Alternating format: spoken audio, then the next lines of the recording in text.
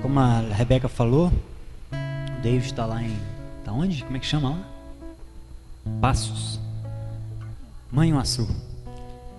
E vamos dar sequência hoje no nosso panorama bíblico. Nós temos estudado a Bíblia de capa a capa. Nós temos tentado fazer um panorama bíblico. Vimos uma linha do tempo e agora a gente está vendo cada ponto específico de Gênesis até Apocalipse, para a gente ter uma visão global da Bíblia, das Escrituras. E semana passada, David terminou, né, a parte dos juízes. Vimos 3 juízes: Sansão,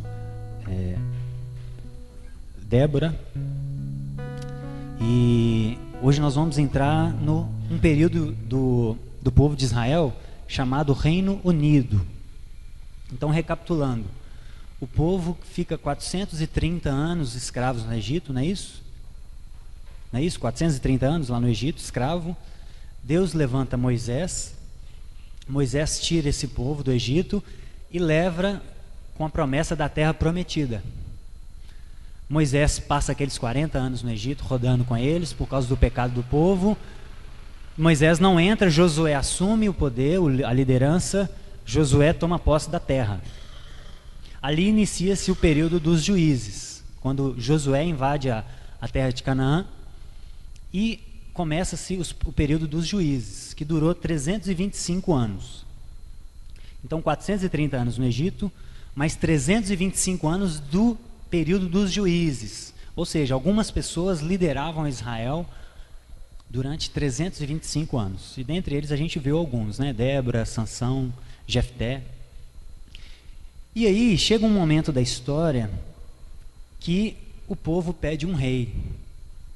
Várias nações ao redor de Israel tinham reis e o povo queria ser como aquelas nações. Então o povo pede um rei. Aí inicia-se uma outra fase do povo de Israel. Então a gente veio período da escravidão, período dos juízes, agora Reino Unido. O que é Reino Unido? É a monarquia, é o período onde teria um rei, como as outras nações.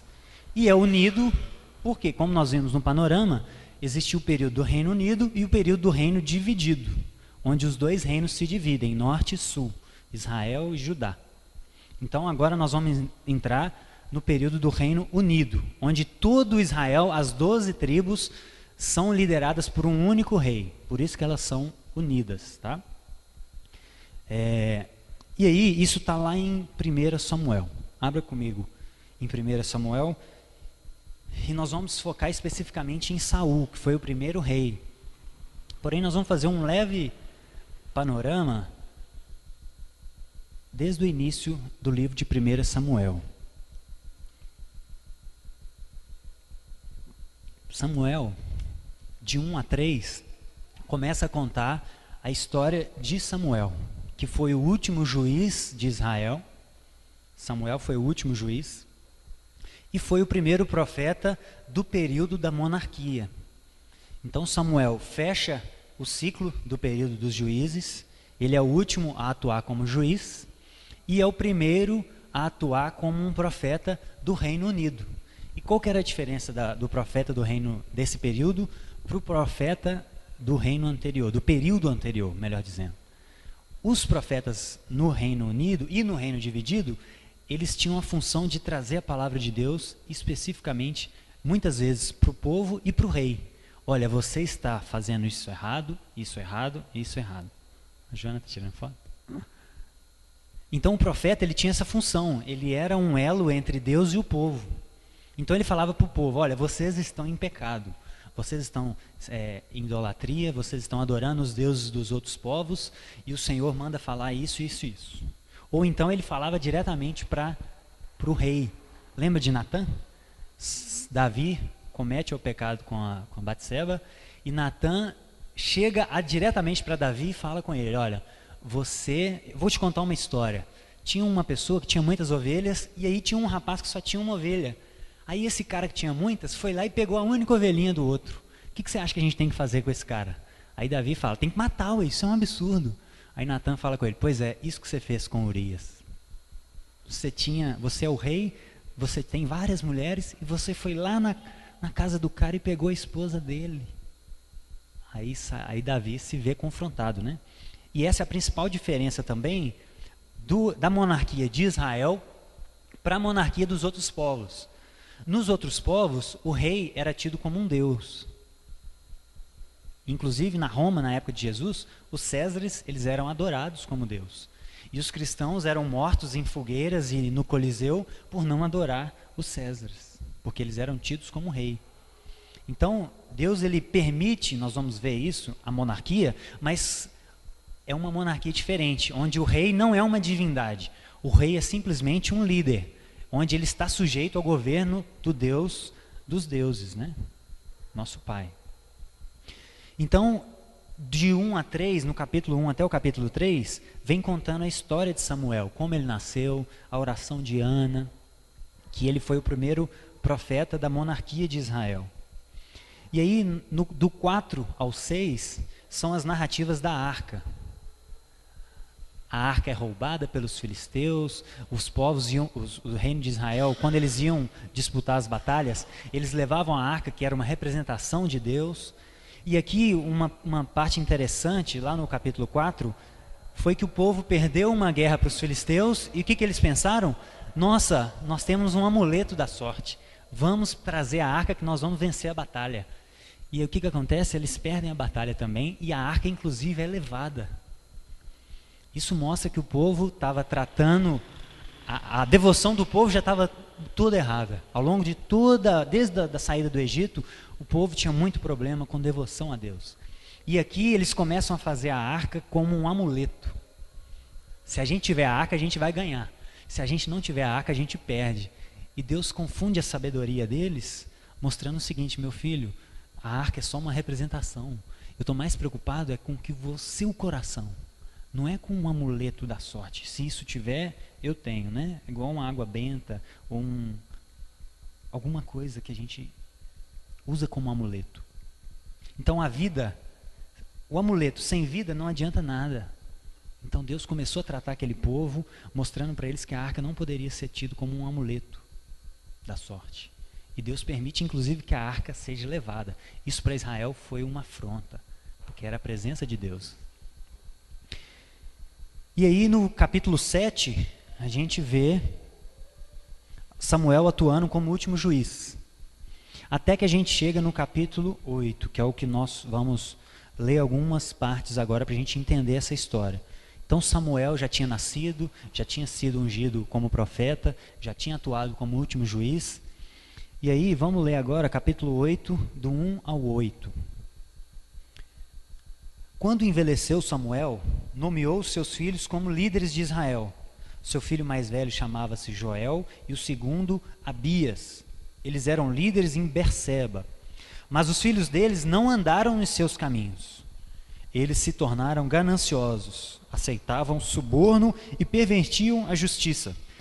Por isso as autoridades de Israel reuniram-se e foram falar com Samuel em Ramá. E disseram-lhes: Tu já estás idoso, e teus filhos não andam em seus caminhos. Escolhe agora um rei para que nos lidere, à semelhança de outras nações. Quando, porém, disseram: Dá-nos um rei para que nos lidere, isso desagradou a Samuel. Então ele orou ao Senhor, e o Senhor lhe respondeu: Atenda tudo o que o povo está te pedindo. Não foi a você que eles rejeitaram, mas foi a mim que rejeitaram como rei. Assim como fizeram comigo, desde o dia em que eu tirei eles do Egito, até hoje, abandonando-me, prestando culto aos outros deuses, estão fazendo agora também com você. Então, pessoal, o povo começa a perder esperanças no sistema social que eles estavam vivendo.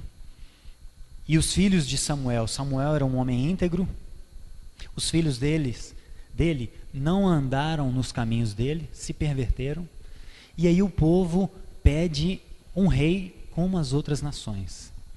E Deus fala para Samuel, não preocupe, não é você que eles estão rejeitando, é a mim, porque eu sou o rei deles, e eles estão pedindo um outro rei. Isso não faz sentido. Eles têm um rei eterno, um rei que pode fazer todas as coisas, um rei que é misericordioso, mas que também corrige na hora certa, que também é justo. Mas eles estão preferindo um rei humano. Então, eles não estão rejeitando você, Samuel, eles estão rejeitando a mim. Então, faça o que eles estão pedindo. Pode nomear um rei para eles, e eu vou te falar qual vai ser esse rei.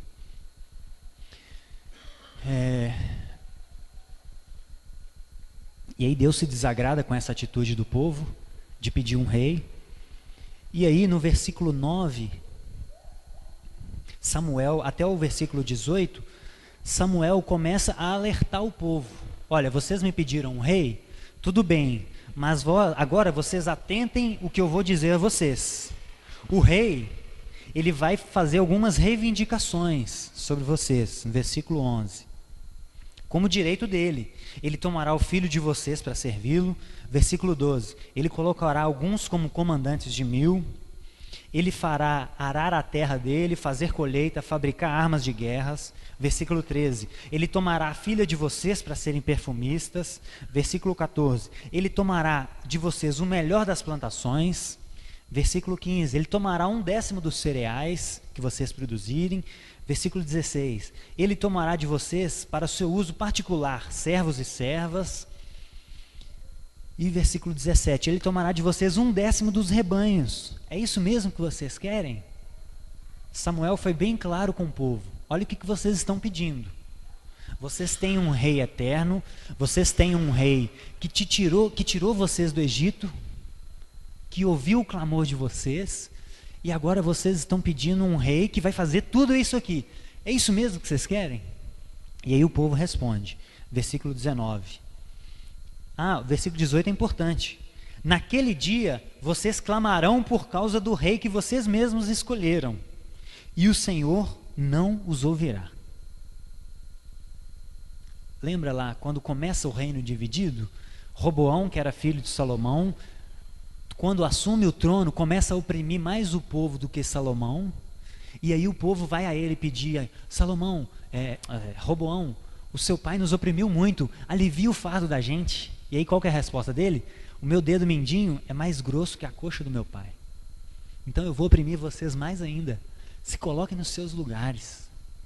E aí o povo, aquilo lá, Deus já sabia, e ele começou a prever aqui, vocês querem um rei, mas naquele dia vocês vão clamar, e eu não vou ouvir vocês.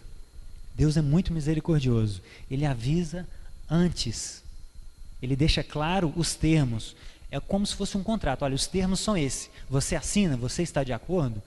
E aí no versículo 19 eles falam, todavia o povo recusou-se a ouvir Samuel, e disse, não, queremos ter um rei, seremos como todas as outras nações. Um rei nos governará e sairá à nossa frente para combater as batalhas. Então o povo ouviu tudo, estava ciente de todos os termos, porém aceitou, assinou o contrato. Então o povo não tinha mais desculpa. O povo estava ciente de tudo que eles poderiam, os riscos que eles poderiam de colocar um rei.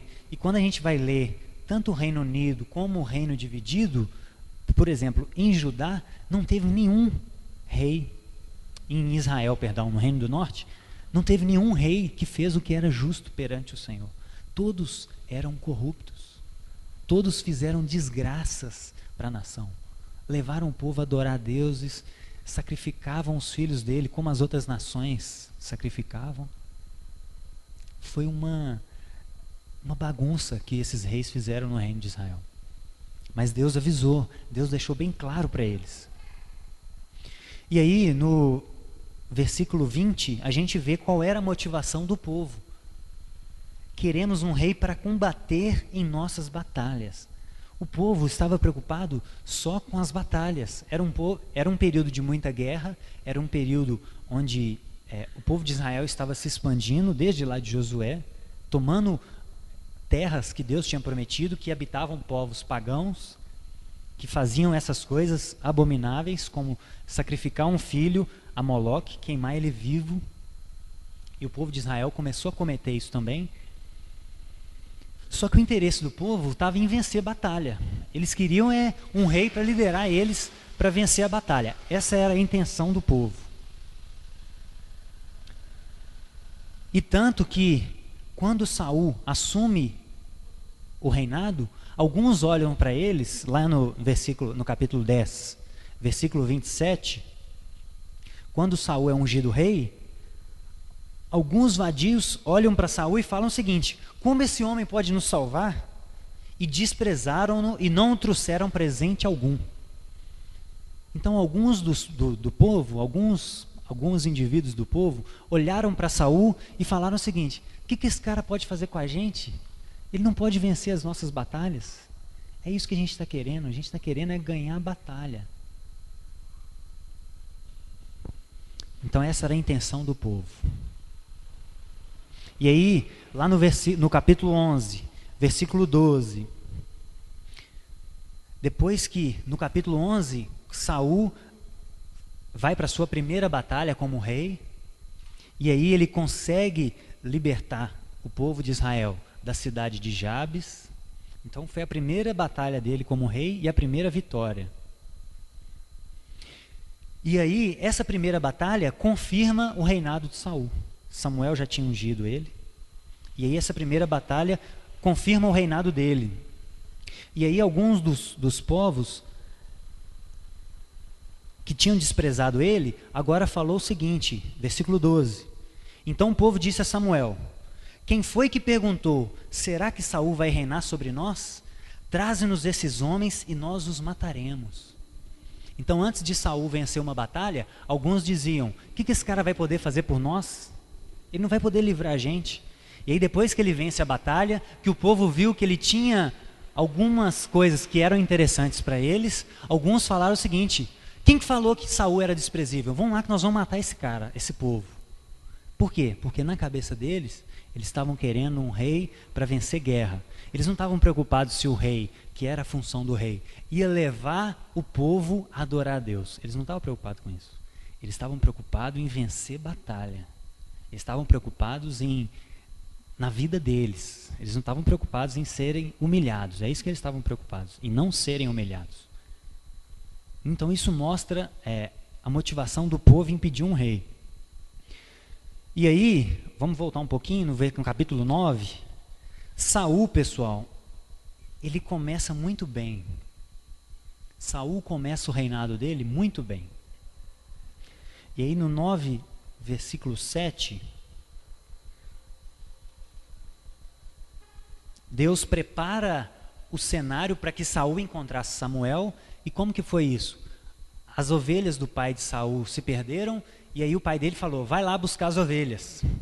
E aí Saul foi buscar as ovelhas, e aí ele custa achar as ovelhas, e o servo dele disse o seguinte: olha, tem uma cidade ali que tem um homem de Deus, vamos lá consultar ele, talvez ele nos ajude. E esse homem de Deus era Samuel.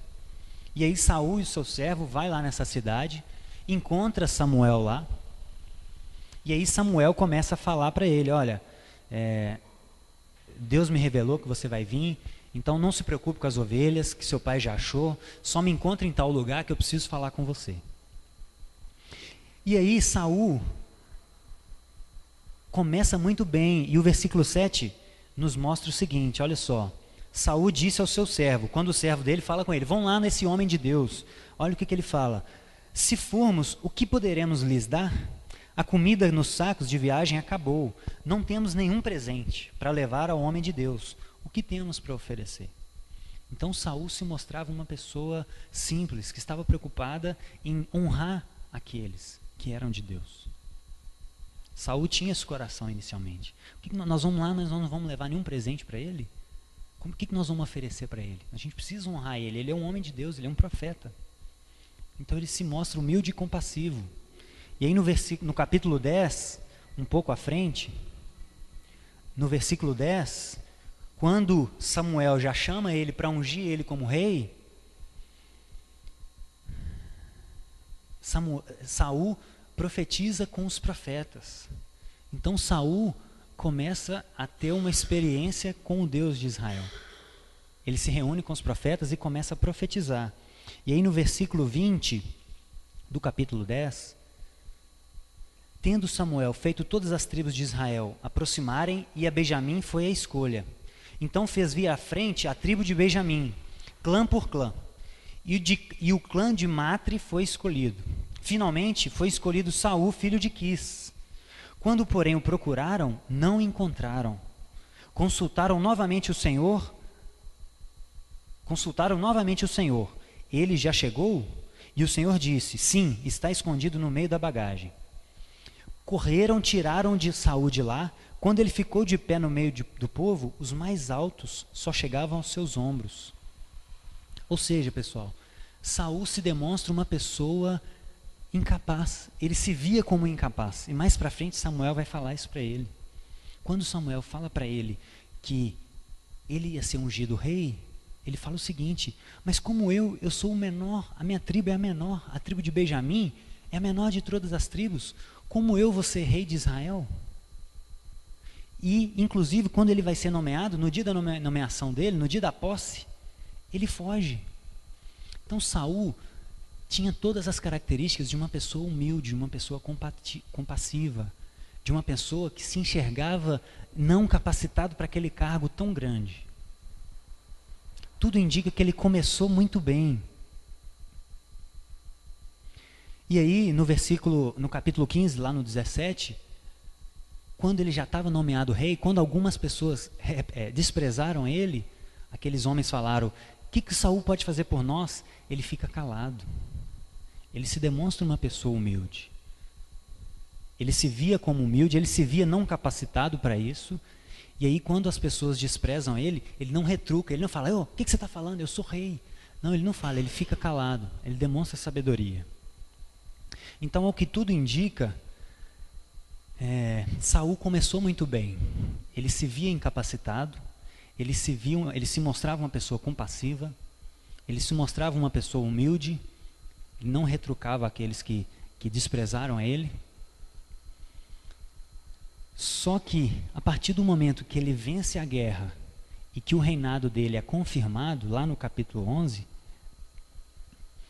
aqui as coisas começam a mudar. Aqui a gente vai começar a ver que Saul, talvez, imagina, aqui não conta, né, como foi a volta dele da guerra, mas eu imagino que quando ele voltou da guerra e entrou na cidade, o povo deve ter ficado doido, porque lembro do tempo dos juízes, o povo fazia o que era errado, Deus entregava a eles as nações oprimiam eles, até que eles se arrependessem, clamassem a Deus, Deus levantava um outro juiz, e o juiz libertava o povo. Então era esse ciclo. Arrependia, desviava na prosperidade, né, quando está tudo bem, e aí Deus se entregava a eles aos povos, eles se arrependiam, Deus levantava um juiz, libertava o povo. Era esse ciclo. Então o povo estava cansado de sofrer. E quando eles veem Saul, o rei que eles pediram, vencer a batalha dele, para eles, o povo deve ter ficado doido. Nossa, era tudo que nós precisávamos. Era isso que a gente precisava. A gente precisava de um rei desse, que vencesse as batalhas para a gente. Então, pessoal, ele deve ter sido muito aplaudido. Ele deve ter sido muito elogiado. E aqui que começa o problema. Se a gente não estiver firme no Pai, isso pode gerar um estrago grande em nós. Se a gente não estiver preparado, é o que a gente orou aqui agora, né? Se a gente não é confiável para lidar com coisas desse mundo que passa, materiais, como é que Deus vai nos entregar algo que é incorruptível? Se a gente não estiver preparado para isso, a gente vai se perder no meio das distrações da vida. Então Saul, eu imagino ele entrando lá e todo mundo falando com ele: é isso mesmo, você venceu a guerra para nós, você é o cara, você é forte, os maiores batem no seu ombro, você é o cara, Saul. E começaram a inflar ele, e começaram a encher a bola dele. E o problema foi que talvez ele deu ouvido a isso, talvez ele acreditou nisso. Por quê? Porque a partir desse momento em que ele vence a guerra e o reinado dele é confirmado, e aí Samuel, lá no 11:14, chama o povo, leva o povo até Gilgal e faz com que todo o povo proclame Saul como rei na presença do Senhor. Ali começa oficialmente, né, o reinado dele. A partir daqui, as coisas começam a mudar radicalmente. Aquele homem humilde, que se via incapacitado, que estava preocupado em abençoar o profeta, começa a ter atitudes muito estranhas. E aí nós vamos ver quais são essas atitudes. Interessante, no versículo 11 e 13, olha a resposta de Saul. Quando o povo diz para ele: quem falou que você não consegue? Vamos matar esse povo. Saul responde: hoje ninguém será morto, pois nesse dia o Senhor trouxe libertação a Israel. Então, até o momento que ele ganhou a batalha, ele acreditou na conta de Deus a vitória. Porém, talvez com os elogios, com os aplausos, ele começou a se ver como melhor do que ele era. Aqui as coisas começam a descambar. E Provérbios 18:12 fala algo muito interessante. Antes da queda, o coração do homem se envaidece, mas a humildade antecede a honra. Então, antes de nós cairmos, nosso coração se envaidece. E se a gente der atenção a essas vozes que dizem que a gente é algo que a gente não é, se a gente não reconhecer que tudo que a gente é capaz de fazer vem do Pai, a gente pode cair de um lugar muito alto. A gente pode cair de um lugar muito alto e nos perder.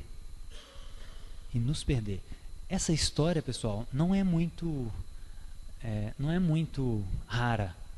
Quem não conhece aquela pessoa que você conheceu desde a infância, era uma pessoa humilde, preocupada com as pessoas, e aí foi crescendo, começou a trabalhar humilde, e aí às vezes começa a cantar no louvor, e aí começa a ter muita visibilidade, e aí grava um CD, e aí fazia de tudo para abençoar os lugares onde ele ia. E aí depois começa a se perder no meio da fama, e depois para pregar numa igreja, para cantar, é 50 mil reais. Isso não é estranho nem no nosso meio. Quem dirá fora do nosso meio? Se isso acontece dentro de nosso meio, fora de nós, essa é a regra, né? Essa é a regra. Você conhece a pessoa antes da fama e conhece ela depois da fama, depois dos aplausos, depois de inflar o ego dela, é outra pessoa. Se perdeu no caminho. E aí, lá no capítulo 13, um pouco mais para frente, capítulo 13, versículo 8,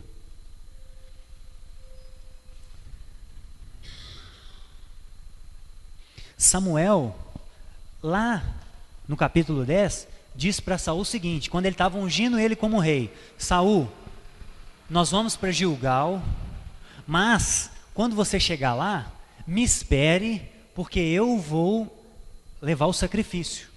Me espere por 7 dias, eu vou levar o sacrifício, Saul.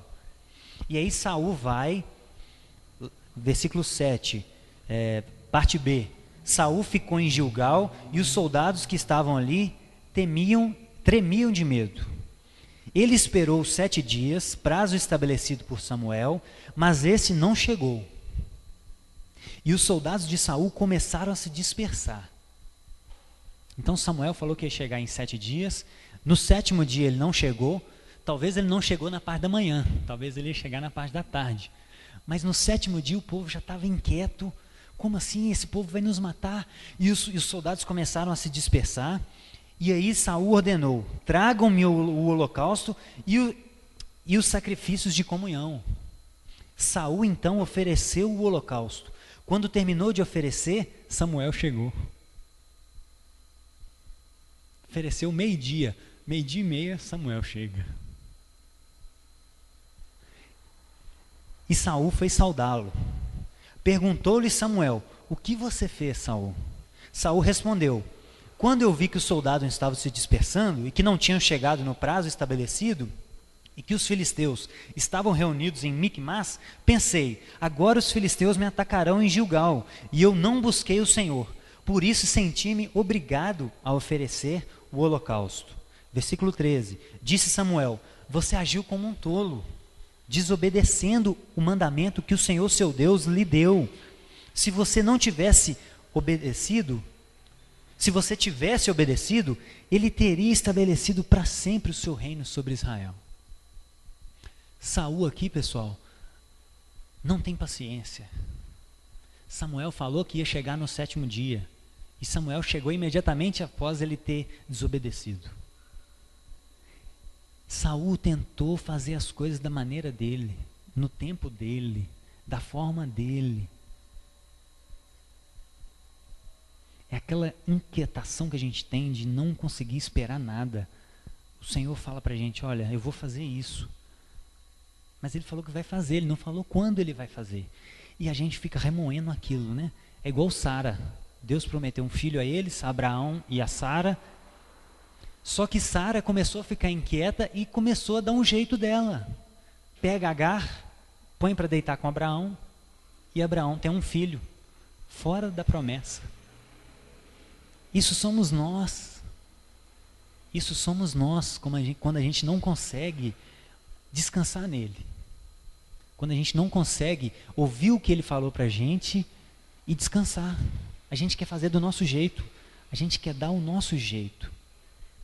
Isso é a velha e famosa autossuficiência nossa. A gente se basta, né? É o termo que a gente usou lá na terça. Eu sou muito tentado a me bastar. Se eu não olhar para Jesus e Jesus tiver misericórdia de mim, eu vou me bastar demais. Eu vou me ensoberbecer. Eu sou muito tentado nisso. Essa é a nossa tendência, de querer fazer tudo no nosso tempo, tudo com as nossas forças, com a força do nosso braço. E Saul cai nessa... Esse foi o primeiro erro dele. Desobedece à ordem de Samuel e tenta resolver com a sua própria força, no seu tempo.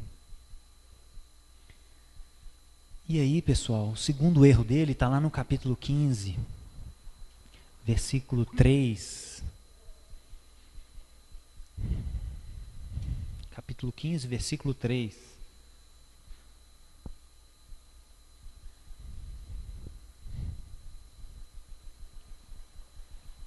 Olha o que o Senhor Deus falou no versículo 2.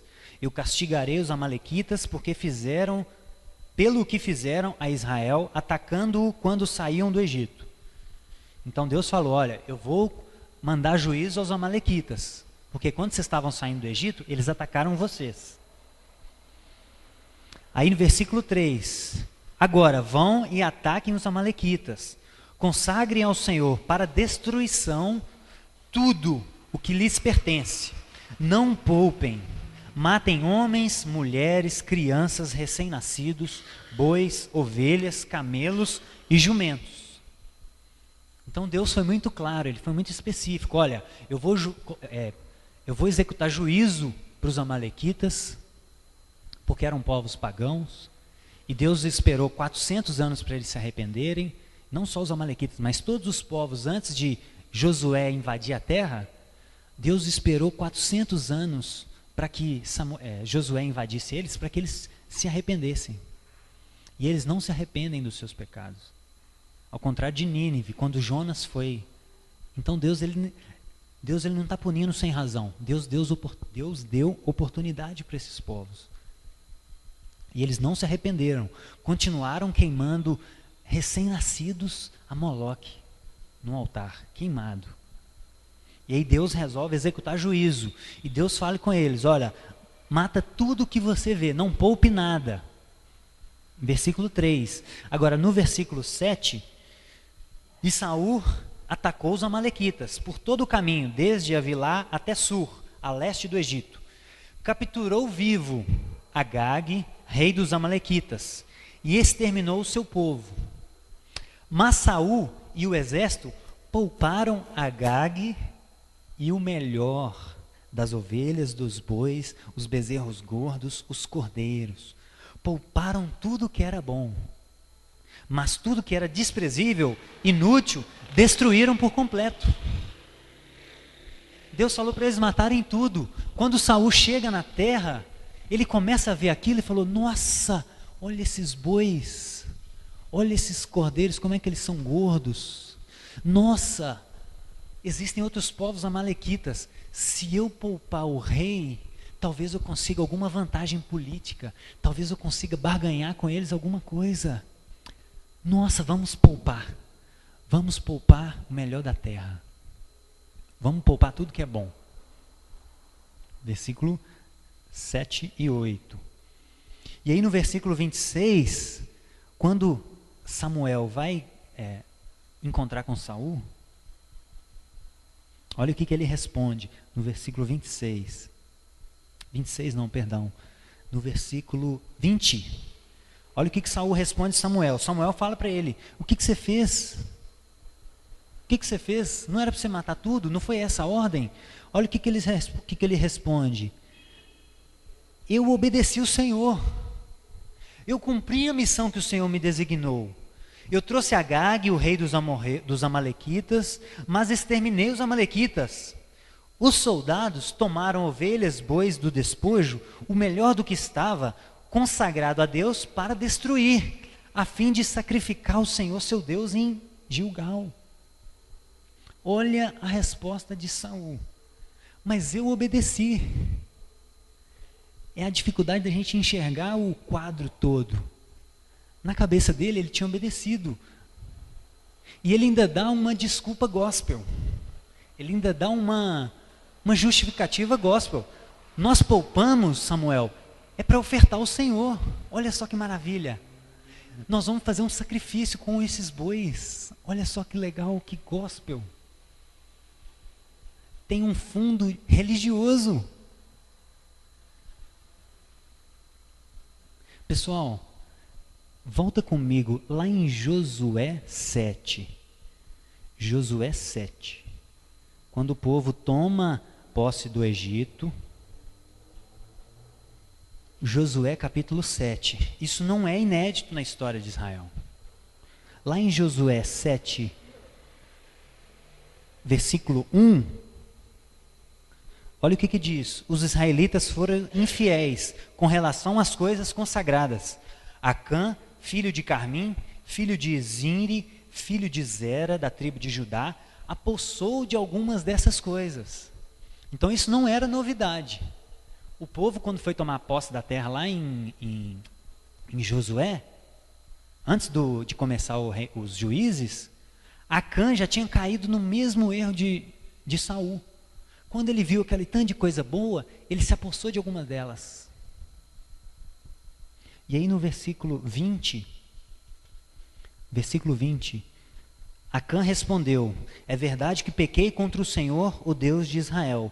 O que fiz foi o seguinte: quando eu entrei e vi os despojos, vi uma bela capa feita da Babilônia, vi 2,4 kg de prata em barras de ouro e 600 barras de ouro de 600 gramas, eu os cobicei e me apossei deles. Estão escondidos no chão da minha tenda com prata por baixo. Então, pessoal, isso que Saul enfrentou não era inédito na história de Israel. É por isso que Deus muitas vezes falava: queima tudo, eu não quero que vocês fiquem com nada. E Acã caiu no mesmo erro de Saul. Quando ele viu aquele tanto de coisa boa a ordem era destruir, ele cobiça. E ele fala o seguinte: vamos pegar isso, tudo para nós. E aí quando Deus confronta ele através de Samuel, ele ainda dá uma desculpa gospel. Mas isso é para sacrificar o Senhor. Samuel, olha que bom. Eu fiz melhor que Deus. Deus falou para destruir, mas Deus não pensou nisso. Por que eu vou destruir algo se eu posso sacrificar o Senhor? Essa é a velha desculpa gospel nossa. Saul cai na ganância, assim como Acã, e se torna um ídolo para si, pessoal. Versículo 9 do capítulo 15. Olha o que Saul fez. Versículo 9 não. Versículo 12. De madrugada, Samuel foi ao encontro de Saul, mas lhes disseram: Saul foi para o Carmelo, onde ergueu um monumento em sua própria honra. Aqui Saul já demonstra que ele se afastou totalmente do pai. Ele vê os despojos e preserva aquilo para si, por ganância. E aí, quando o ser humano cai na idolatria, ele se torna um ídolo para si. Antes ele se via como humilde, agora cheio dos aplausos, cheio daquelas, vai Saul, você é o rei, você consegue, você nos libertou. Ele se fez um ídolo para si. Ele agora era o Deus dele. Ele faz as coisas do jeito dele. Não vou ouvir a Deus, eu tenho uma ideia melhor, eu vou guardar isso aqui para sacrificar para Deus. E ainda é uma desculpa gospel. E ainda mais, ele se perde ao tamanha gravidade que ele constrói um monumento em sua própria honra. Pessoal, o que Deus vem falando desde lá do Egito? Os 10 mandamentos, quando o povo desce, quando Moisés desce do Sinai para levar as tábuas da lei para o povo, e o que estava escrito na tábua da lei? Primeiro mandamento, não terá outros deuses diante de mim. Segundo mandamento, não fará para ti imagem de escultura. E aí, Moisés descendo com essa tábua, o que ele encontra? Um povo adorando um bezerro de ouro. E aí o que ele faz? Quebra as tábuas da lei de raiva. Como assim eu não posso ficar 40 dias longe de vocês, que vocês já estão pedindo a Arão para fazer um bezerro de ouro para adorar? Como disse Calvino, né? O coração humano é uma fábrica de ídolos. E ídolo num sentido macro, porque Saul, ele era ídolo para si também. Ídolo é tudo aquilo que a gente coloca acima do Pai, acima de Deus. Isso pode ser a gente, pode ser o nosso cônjuge, pode ser a nossa profissão, o status da nossa profissão, pode ser os nossos filhos, pode ser uma imagem de escultura representando alguém, pode ser qualquer coisa. Qualquer coisa pode se tornar ídolo para a gente. E Saul se tornou um ídolo para si. Ele se afastou de Deus, aquele homem humilde, aquele homem preocupado com os outros, começa a se afastar de Deus, começa a se ensoberbecer, se envaidecer, e aí cai na ganância, como Acã, preservou os melhores da terra. Por que sou os melhores? A desculpa gospel, para oferecer ao Senhor. Pessoal, é a mesma desculpa gospel. Eu já ouvi pessoas falando o seguinte, em relação a essa teologia da prosperidade, que reina dentro de nós, do nosso meio. Eu já ouvi uma pessoa falando assim, Bruno, eu era um novo convertido. A pessoa disse assim para mim, Bruno, nós temos que ser ricos, Bruno. Por quê? Porque quanto mais dinheiro a gente tiver, maior vai ser o nosso dízimo. Imagina o quanto o reino de Deus não vai ser abençoado. Pessoal, eu lembrei disso e eu identifiquei com Saul. Essa é a velha desculpa gospel nossa. É dar uma roupagem gospel para as nossas saídas, para a nossa ganância nesse caso, ou para várias outras coisas que a gente pode cair. É uma roupagem gospel, é colocar na boca de Deus aquilo que Deus não falou. É trazer um fundo religioso para algo que não está no plano de Deus, no propósito dele. Isso é desculpa gospel.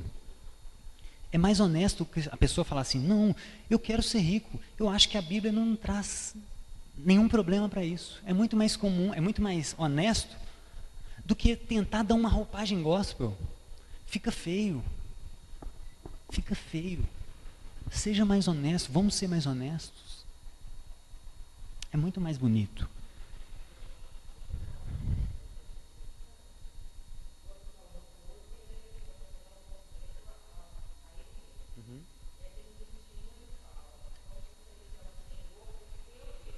Uhum. É. Exatamente.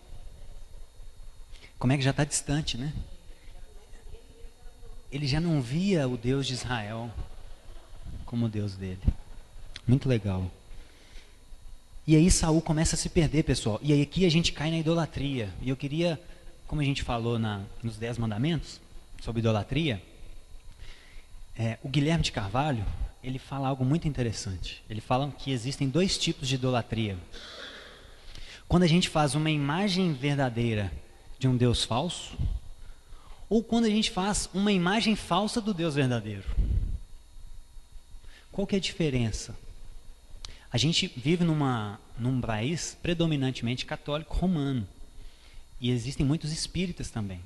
Então, a imagem é mais comum nesses lugares, mas também é comum, eu já vi em igrejas evangélicas o pessoal entrando com a Arca da Aliança e o pessoal adorando a Arca da Aliança. Então isso está entrando também no nosso meio. Mas fazer imagens verdadeiras de um Deus falso é muito comum na nossa cultura, né? Você olha uma imagem de um orixá. Geralmente o orixá, os escravos, os senhores feudais começavam a oprimir os escravos para que eles fossem cristãos. E aí o que os escravos faziam? Para eles trazerem uma roupagem cristã, eles já tinham os deuses deles, que vieram lá da África. O que eles fizeram? Vamos dar um nome cristão, vamos dar uma roupagem cristã para os nossos deuses. Então, quando eles chegarem no nosso meio e a gente quiser adorar Exu, Preto Velho, Herê, seja quem for, a gente faz uma associação. Então, São Pedro vai ser Herê. Assim que surgiu essa mescla entre Umbanda, o catolicismo, é muito comum a gente ver no centro lojas que vendem imagens de Umbanda e catolicismo romano. Por isso.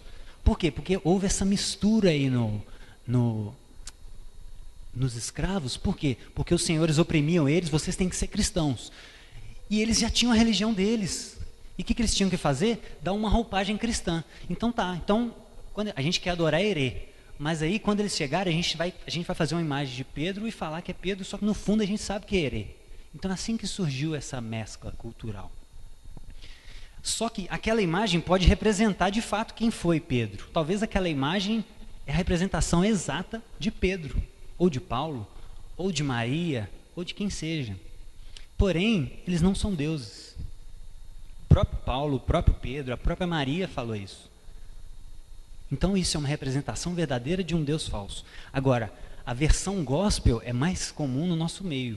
É a gente fazer uma representação falsa do Deus verdadeiro. A gente fala que é Deus, Yahvé, o Pai de Jesus. Só que é uma representação falsa. E a teologia da prosperidade é exatamente isso. É uma representação falsa do Deus verdadeiro. É a gente colocar na conta de Deus aquilo que Ele não falou e aquilo que Ele não ensina. E eu queria trazer uma frase de um teólogo da prosperidade que me choca muito. Olha o que esse rapaz falou. A teologia da prosperidade está trazendo o celeste por vir para o terreno presente.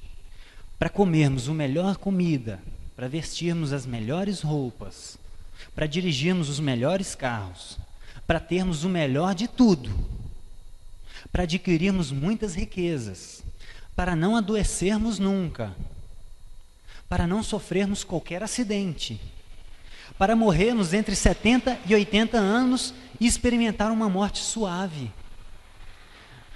Basta crermos no coração e decretarmos em voz alta a posse de tudo isso. Basta usar o nome de Jesus com a mesma liberdade com que usamos o nosso talão de cheques. Isso é o que predomina no nosso meio. É isso. É uma imagem falsa do Deus verdadeiro. Decretar em nome de Jesus com a mesma liberdade que você usa o talão de cheque. E aí quando você pega essa descrição, quando você olha para a vida dos apóstolos e dos primeiros cristãos ao longo da história, então esses caras não foram cristãos, porque eles não entenderam isso. Comeram a melhor comida, Paulo passou fome diversas vezes. Melhor carro, Paulo andava de navio emprestado, que estava indo para outros lugares. Para termos todas as coisas, muitos deles, a maioria não tinha nada. Adquirir muita riqueza, o que eles mais falaram foi contra isso. Não adoecer nunca, Paulo quase morreu várias vezes. Teve vários naufrágios. Para nunca sofrer acidente, Paulo sofreu quantos naufrágios? Pessoal, isso aqui é o cúmulo do absurdo. Eu não consigo entender como que existem ouvintes para isso. É difícil entender. Mas eu já tenho uma luz. Não é tão difícil entender, porque no fundo é o que a gente quer. No fundo é isso que a gente quer.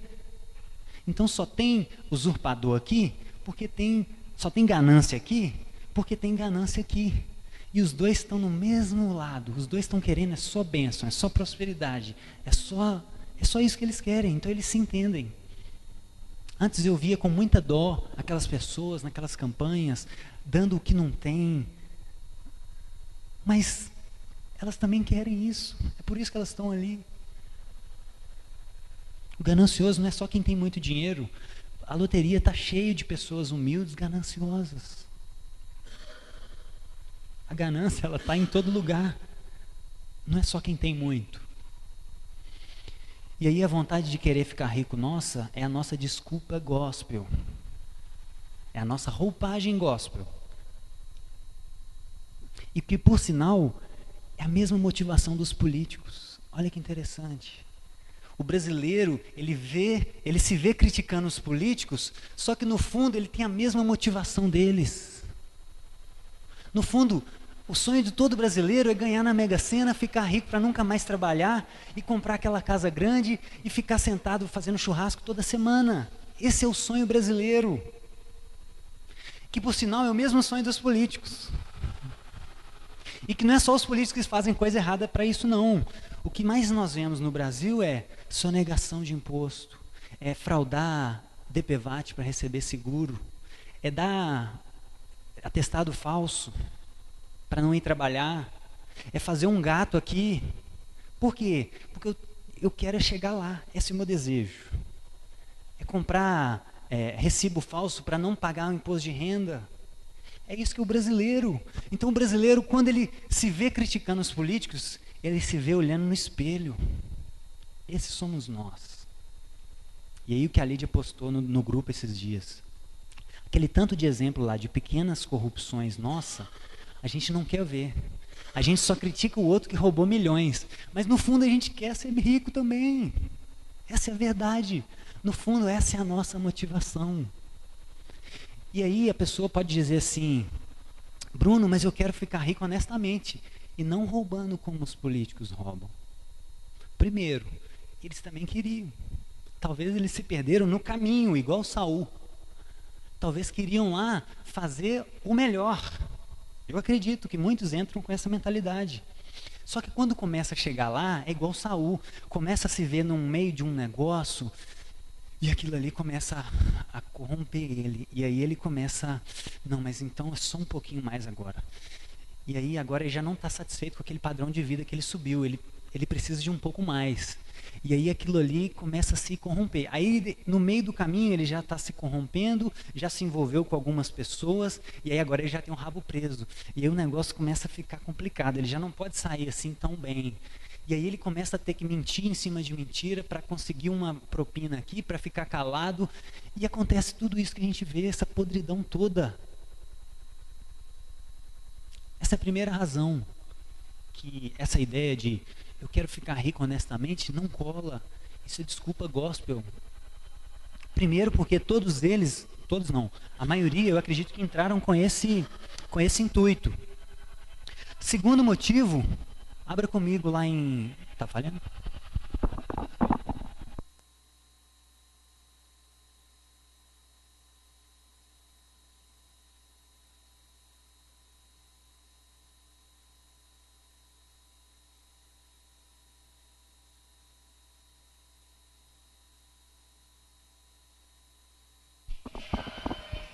Parou na hora. Então, pessoal, eu quero ficar rico honestamente. Para mim, no meu entender, é desculpa gospel. É dar uma roupagem gospel para algo que não tem embasamento bíblico. A maioria talvez foi com essa intenção. Eu quero ser honesto, mas se perde no caminho.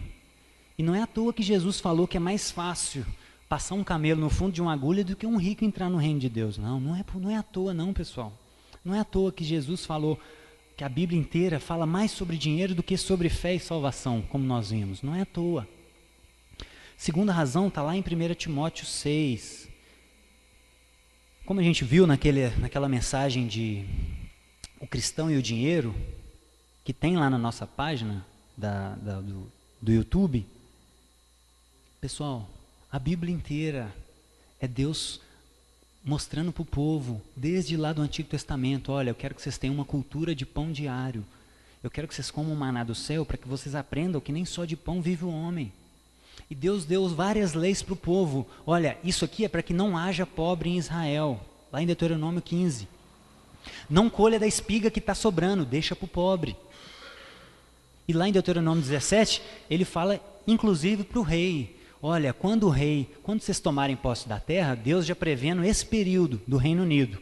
Quando vocês tomarem posse da terra, o rei, ele não deve tomar muitas ovelhas, ele não deve tomar muitas mulheres, porque o coração dele vai se desviar, e ele não deve acumular muito ouro e prata para si. Essa era a prescrição lá na lei, para o rei. Para quê? Para que não haja pobre em Israel. Por quê? Porque quando o pobre clamar a você, não feche os seus ouvidos para o pobre. Isso é desde o Antigo Testamento. Esse era o plano de Deus desde o Antigo Testamento. E o rei era aquele que administrava tudo. E em Salomão nós vamos entender isso melhor. E aí, 1 Timóteo 6, e aí depois vem Jesus, né? Jesus pregando o evangelho o tempo inteiro. Não acumule tesouro na terra. Não preocupa nem com o que você vai comer. Busca o reino de Deus e a sua justiça. E o sustento vai ser acrescentado. Essa era a pregação de Jesus. Não acumule tesouro na terra. Use o dinheiro desse mundo ímpio para ganhar amigos. Vendam o que vocês têm e dê aos pobres. Aquele rico que queria desfazer o celeiro e construir um maior, Jesus chamou ele de louco. O que você está fazendo? Eu vou pedir sua alma hoje. Jesus veio pregando esse evangelho.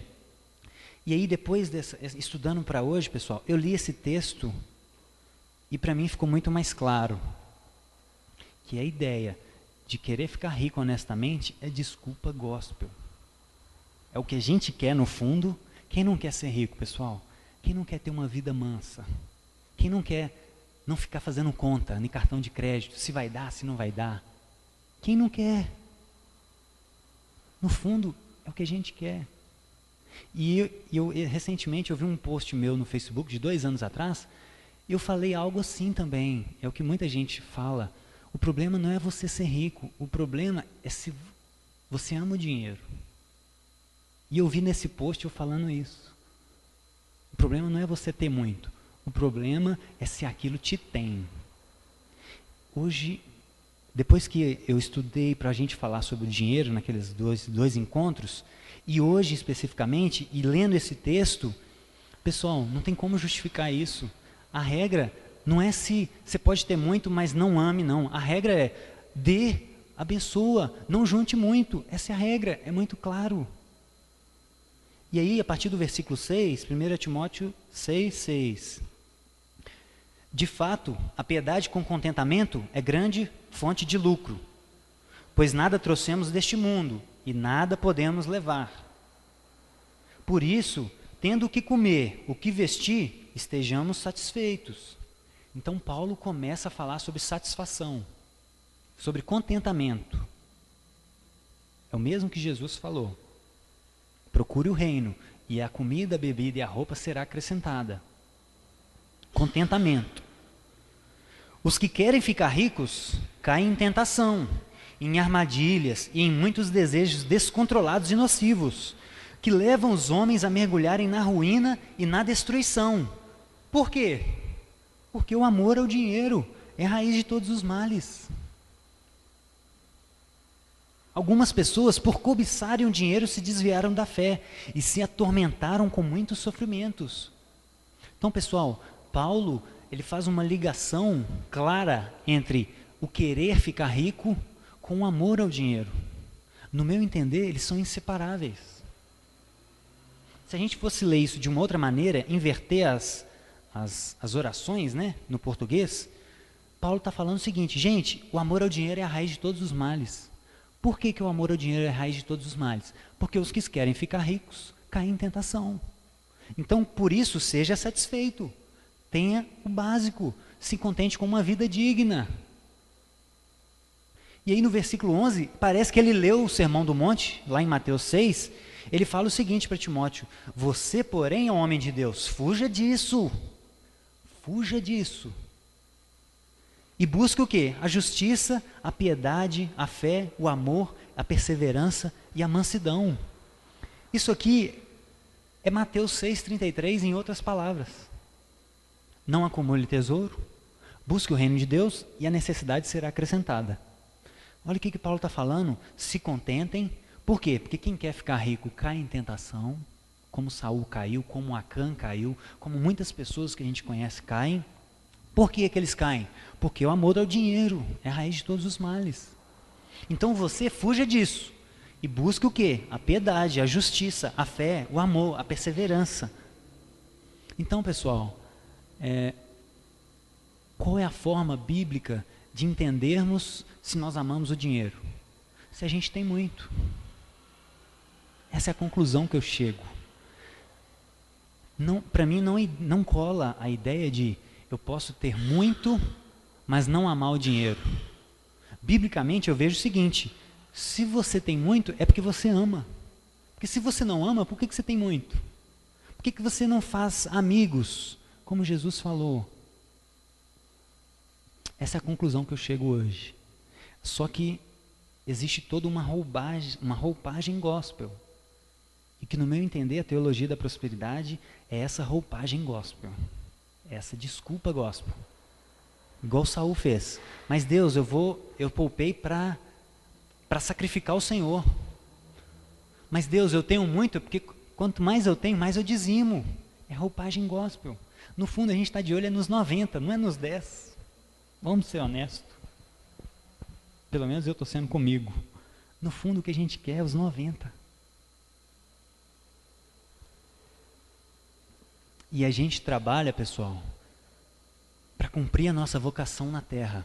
Resumindo esse assunto de idolatria ao dinheiro, de ganância, a gente trabalha para cumprir a nossa vocação e estabelecer o reino de Deus na terra, redimir a terra. Por isso que Deus distribui dons aos homens. Tiago 1,27. Deus dá dons aos homens. É por isso que Ele dá dons. Para que cada um no seu dom, cada um na sua posição correta, redima a terra. Essa é a função do nosso trabalho. O cristão, ele foge dessas coisas. Que coisas? Querer ficar rico, querer arrumar um emprego pelo status, né, Ana? Na medicina deve ter muito, né? O médico no Brasil, nossa, gente, o que deve ter de gente? Eu dou aula para pessoas assim. Está escondendo atrás do status. A gente trabalha para redimir a terra, cada um na sua vocação, no seu dom. A gente foge de tudo isso, foge de querer ficar rico, foge de status, foge do amor ao dinheiro. E aí quando a gente está cumprindo a nossa vocação, qual que é a promessa do Pai? Ele cuida da gente. Então o salário é uma consequência da nossa posição correta. É Deus cuidando de nós. Ah, então o cristão nunca deve trabalhar para querer ficar rico. Sim, o cristão nunca deve trabalhar para querer ficar rico. Nós temos que fugir disso. Mas e se o dinheiro vir por consequência? E se a minha empresa, sem muito esforço, sem eu negligenciar a minha família, sem eu fazer hora extra até 5 da madrugada todo dia para ganhar mais, para comprar aquilo que eu quero? E aí? E se eu estiver trabalhando no horário correto, estiver cuidando da minha família, estiver dando atenção para minha esposa, cuidando dos meus filhos? E se a minha empresa prosperar e começar a trazer rendimentos absurdos? Faça amigos. Faça amigos. Use o dinheiro desse mundo ímpio para fazer amigos. Essa é a dica de Jesus. Lucas 16:9. E pessoal, é possível. Como a gente viu na mensagem do Cristão e o Dinheiro, é possível. O Dr. Quaker, que é o dono da Quaker, ele chegou a ofertar 70% dos rendimentos da empresa. É possível um ser humano não se corromper. É possível. Isso nos dá esperança. O Dr. Quaker conseguiu. Ele chegou a ofertar 70%. E o meu sonho é um dia poder ser confiável, de lidar com isso, material, e que Deus nos confie o máximo possível para que a gente faça amigos. Pessoal, nós vivemos num país predominantemente católico, 60 e poucos por cento católico, 30 e poucos por cento evangélicos. Se todos nós cristãos vivêssemos isso, o Brasil era outro. Se tudo aquilo que a gente recebesse a mais, de uma vida digna em todas as áreas, se tudo aquilo que fosse excesso, nós fizéssemos amigos, o Brasil ia ser outro, o Nordeste ia ser outro, o BH ia ser outra. Mas existe uma roupagem gospel que no fundo é idolatria ao dinheiro, que é mamon, é ganância. E muitos cristãos têm se enredado nisso. E essa é uma coisa que a gente não quer ouvir. Esse é um discurso difícil da gente ouvir. No fundo, a gente quer ter essa roupagem gospel. No fim, a gente quer dar essa roupagem gospel. Mas quanto mais eu tiver, mais eu vou abençoar a igreja com o meu dízimo. Mais eu vou poder ajudar. Mas no fundo, a gente quer os 90. No fundo, a gente quer uma vida boa, mansa. É isso que a gente quer.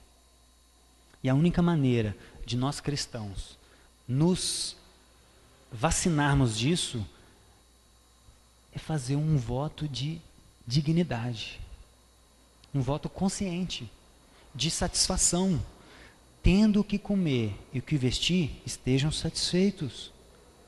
O Paulo, Jesus, ele sempre falou de questões básicas. Sempre falaram de questões básicas. Então esse é um voto que a gente tem que ter. Pai, eu quero ter uma vida digna e tudo aquilo que o Senhor me confiar, mais do que eu preciso, eu quero fazer amigos. Eu tenho um sonho um dia de poder bancar os estudos de um menino de um abrigo, por exemplo. Imagina qual a satisfação que ele não vai ter quando ele se formar e ver a gente, Lid e eu, por exemplo, lá vendo a formatura dele, e imagina a satisfação dele. Nossa, isso aí vai ser amigo eterno da gente. E é isso que Jesus quis dizer. Usa o dinheiro desse mundo para fazer amigos, para que eles te recebam nas moradas eternas. Porque Jesus falou também, dos pobres é o reino de Deus. Deus, ele tem um cuidado especial com eles. Então a gente tem que usar o dinheiro, os recursos desse mundo ímpio para fazer amigos. Essa é a missão do cristão. E aí, pessoal, depois da idolatria ao dinheiro, depois da idolatria de si mesmo, Saul se perde em várias outras coisas. Aí ele começa a invejar Davi, porque as mulheres começaram a falar, Saul matou milhares, e Davi centenas de milhares. E aí Saul, a partir desse momento, começa a olhar Davi com inveja e começa a querer matar ele, por inveja. Aí as coisas já estão todas desordenadas. A idolatria já acabou com ele e já está tudo desordenado. Então ele cai na inveja, cai no assassinato. Ele inclusive consulta uma necromante, algo que era proibido pela lei. Algo que ele mesmo já tinha exterminado as necromantes da região. Depois que ele já está todo desordenado, ele está querendo alguma coisa. Deus já não estava falando com ele mais, ele foi procurar uma necromante para resolver o seu problema da forma dele. E por fim, ele se suicida. Esse é o fim de Saul. Se suicida. Pula na sua espada. Por quê? Porque ia ser uma vergonha morrer pela espada do ímpio, né? Então eu vou me suicidar. Pessoal, Saul, concluindo, Saul se demonstra literalmente um rei à semelhança das outras nações. E não foi isso que o povo pediu? O povo não queria um rei semelhante às outras nações? Deus, igual ele fala lá em Romanos 1, Deus, ele entregou o homem aos seus desejos. Vocês não me querem, não? Então vocês vão ter o que vocês estão pedindo. Um rei à semelhança às outras nações. Um rei ímpio. E aí eu fiz um paralelo com a nossa situação. O brasileiro é um povo difícil. É um povo que só quer levar vantagem em tudo. Tudo no Brasil é levar vantagem. Fura fila, faz gato, enfim. E aí, eu acredito que esses políticos corruptos, é Deus falando a mesma coisa que falou para esse povo. Vocês são assim? Então só pode subir no trono uma pessoa que é igual a vocês. Então eu vou entregar vocês ao que vocês mesmos são. Vocês são gananciosos? Então eu vou entregar para vocês políticos gananciosos. Vocês querem só preocupar com a sua vida, dar o seu jeitinho? Eles também. Eles só estão preocupados em dar o jeitinho deles. Então, pessoal, Deus entregou o povo às próprias vontades. Igual ele falou lá em Romanos 1. Deus entregou o povo aos seus desejos. Eles se corromperam entre si. Deus entrega a gente a nós mesmos. Se a gente não quer Ele, Ele nos entrega a nós mesmos. Isso é um grande risco. E tudo começou com a tentativa de resolver com as próprias forças. Saul tentando fazer a coisa do jeito dele. E não o que Deus tinha falado. E aí veio a idolatria, veio a ganância, veio a idolatria a si, veio a inveja, veio o assassinato, a necromancia e o suicídio. Tudo isso veio na vida de Saul. Só que tem boas notícias. Não precisava ser assim. É possível a gente assumir cargos onde a gente tem possibilidades de muita coisa, de muito dinheiro, de muito poder, de muita fama, e não se corrompermos. É possível. Samuel foi esse exemplo. Volta um pouquinho lá em 1 Samuel 12. Último texto. 1 Samuel 12. Samuel foi o último juiz, e quando ele vai nomear, entregar Saul para o povo, ele faz um balanço da sua liderança. Ele chega para o povo e fala assim: olha, vamos acertar as contas? Eu liderei até hoje Israel, então vamos acertar as contas. Do 1 ao 5. 1 Samuel 12. E aí Samuel disse a todo mundo, vamos a partir do 3. Aqui estou eu. Se tomei um boi, um jumento de alguém, ou se explorei ou oprimi alguém, ou se das mãos de alguém assentei suborno, fechando os olhos para a sua culpa, testemunhem contra mim na presença do Senhor e do seu ungido. Se alguma dessas coisas pratiquei, eu farei restituição. E aí o povo respondeu: tu não explorastes nenhum de nós, nem oprimistes. Tu não tirastes alguma coisa das nossas mãos. Então Samuel termina o período dele de liderança irrepreensível. Ele conseguiu permanecer num posto onde ele tinha influência, tinha acesso a muita coisa que ele poderia tomar para si, mas ele não se perdeu. Então isso é um exemplo vivo para a gente que é possível. É possível. E o próprio Jesus falou, em João 15, eu sou a videira, vocês são os ramos. Vocês não podem fazer nada longe de mim. Além de um exemplo humano, nós temos o Cristo, que é o Deus homem. E Ele pode guardar o nosso coração contra todas essas distrações da vida. Poder, fama, dinheiro, é o tripé. O tripé do ser humano é isso, poder, fama e dinheiro. É isso que a gente quer. Porém, o dinheiro é o mais perigoso, por quê? Porque com dinheiro eu tenho poder e sexo ao mesmo tempo. Eu tenho influência política com dinheiro. É fácil um rico ser preso no Brasil? Não é. Você vê um rico andando de carrinho, aquele carro, né? E aí do lado sempre tem uma mulher, às vezes prostituta, de profissão, e às vezes não, porque prostituta não está só na Afonso Pena. Então o dinheiro é muito perigoso, pessoal. E Jesus é o homem-Deus que veio na terra para mostrar para a gente que é possível a gente não se distrair. A gente andar a nossa vida com um olhar fixo no reino de Deus, com um olhar fixo na cruz. É possível. Eu queria que nós orássemos. Porque como a gente cantou e como a gente orou, estamos numa guerra, estamos numa batalha, e o general está voltando, e o soldado em batalha ele não pode se distrair. Se o soldado se distrair na batalha, ele morre.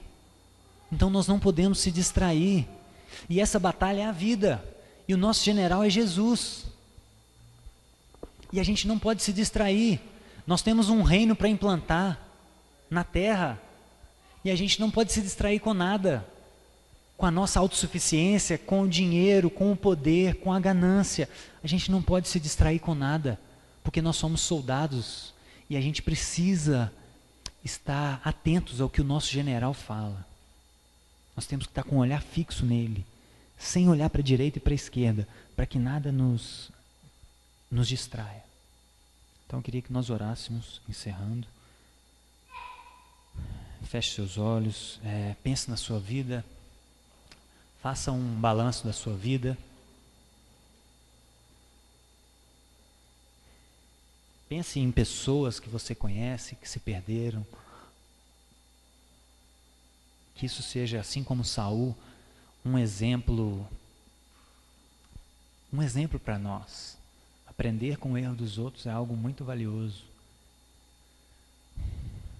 E Samuel demonstrou que é possível estar conectados ao general e não se perder nessas distrações da vida.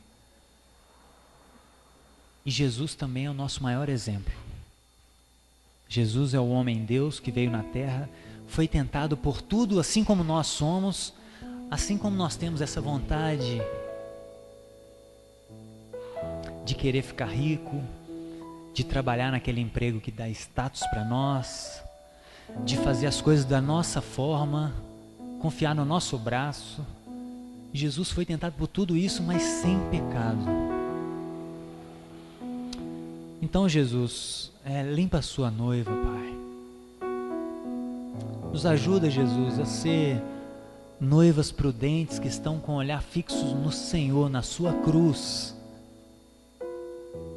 E que não vamos ser abalados por nada, Pai, exterior a nós, e que não venha do Senhor. E que o Senhor traga abalo, Pai, como a Roberta orou. Traga abalo em nós. Como o Senhor diz, abalarei a terra e farei tremer para remover tudo aquilo que é abalável, para que permaneça o reino inabalável, Pai. Pai, nos ajuda, Jesus, a ser uma igreja, a ser uma noiva limpa, centrada no Senhor, Pai. Preocupada com os órfãos e com a viúva, como o Senhor disse. Essa é a verdadeira religião. É cuidar dos órfãos e das viúvas em suas tribulações e não se corromper com esse mundo ímpio. É isso que o Senhor nos disse, Pai, lá em Tiago. Então, Senhor, ajuda a minha vida. Ajuda a minha vida a ter a minha existência voltada para o Senhor. Ajuda os meus irmãos, Pai. Ajuda a nossa comunidade.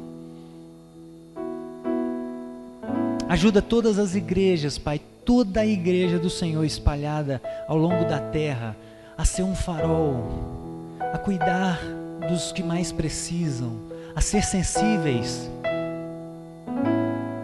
Seria muita insensibilidade nossa, Pai, viver uma vida de excessos com um mundo caótico ao nosso lado. Seria muita insensibilidade. Essa não é uma vida sábia. Nos ajuda a ser sábio, Jesus. Nos ajuda a não se corromper, Pai, com tudo aquilo que é corruptível. Por favor, Senhor, nos ajuda. Nós não podemos fazer nada sem o Senhor. E nós dependemos do Senhor para isso, Pai. Porque se depender de nós, nós estamos perdidos. Nós vamos cair igual Saul, igual Acã, igual muitos irmãos que nós conhecemos, Pai, que se enredaram com a fama e hoje cobram milhões para cantar numa igreja, e que se não tiver um número de membros suficiente, ele não vai, porque ele precisa de muita gente. Jesus, nos livra disso, nos livra dos aplausos. Não nos deixe corromper pelos aplausos, Pai. Nos deixe centrados, Jesus, entendendo que tudo que temos é do Senhor, todos os nossos dons, a graça é do Senhor, Pai. Nós não fazemos nada de bom por nós mesmos. Então, por favor, Jesus, tira a idolatria do nosso meio, começar por mim. Me faça um homem que só tem o Senhor no centro no trono. Ajude os meus irmãos, Pai, também, porque nós vivemos um tempo de regeneração, Jesus. Não há tempo mais para brincadeira, Pai, não há mais espaço para brincadeira, Jesus. Brincar de ser cristão não tem mais jeito, Pai. Nos ajuda, é o que nós te pedimos, em nome do Teu Filho Jesus, nessa manhã. Oramos também pela volta do Deide e do Juninho, que o Senhor traga eles em paz, que o Senhor use eles naquele lugar para ser uma luz, um farol, que o Senhor use a nossa comunidade, Pai, para sermos uma comunidade coerente, uma comunidade que procura viver o máximo aquilo que o Senhor fala para nós, aquilo que o Senhor nos ensina. Em nome de Jesus nós te pedimos, Pai. Amém. Amém.